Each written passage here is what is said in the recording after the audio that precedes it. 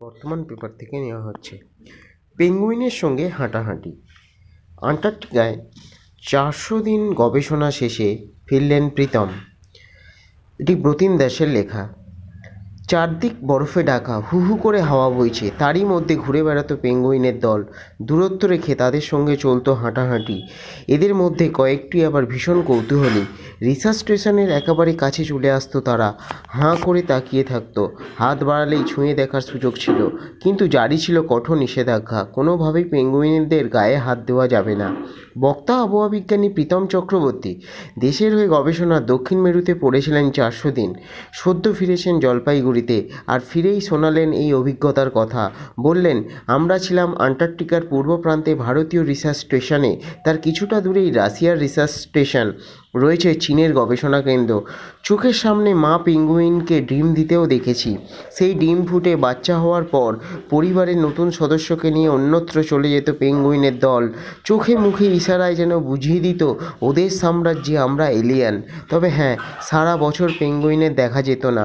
অক্টোবরের মাঝামাঝি থেকে এপ্রিল পর্যন্ত গায়ে কার্যত লেপ্টে থাকতো ওরা।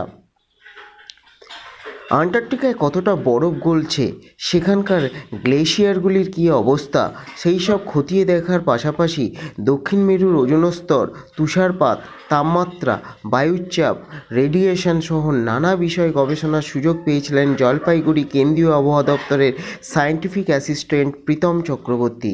শহরের গোমস্তপাড়ার বাসিন্দা এই আবহাওয়া বিজ্ঞানী দক্ষিণ মেরুর উদ্দেশ্যে রওনা দেন 2023 সালের নভেম্বরে।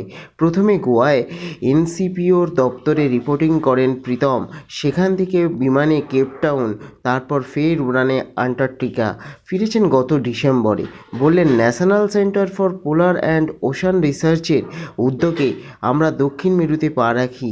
আমাদের সঙ্গে ইসরোর বিজ্ঞানীরাও ছিলেন, মোট 22 জনের টিম। তবে আবহাওয়া বিজ্ঞানীরা হিসেবে গোটা দেশ থেকে 2 জন ছিলাম, আমি ও মেঘালয়ের একজন। শীতে সর্বনিম্ন তাপমাত্রা -35 ডিগ্রি, গরমে সর্বোচ্চ 5 ডিগ্রি। এই পরিবেশে টানা গবেষণা চালিয়ে যেতে হয়েছে প্রীতমবাবুকে। বলেছিলেন, আমাদের গবেষণা কেন্দ্রটি একটি আইল্যান্ড। গরমে যাতায়াতের জন্য ব্যবহার করতাম হেলিকপ্টার, কিন্তু অন্য সময় ভরসা পিস্টন বুলি কিংবা স্নো স্কুটার। তিমির দেখা পেয়েছেন? হাসলেন গবেষক। না, ওটা দেখতে পাইনি, তবে সিল চাক্ষুষ করার সৌভাগ্য হয়েছে। বরফ তো বটেই, বেগ দিত প্রবল হাওয়া।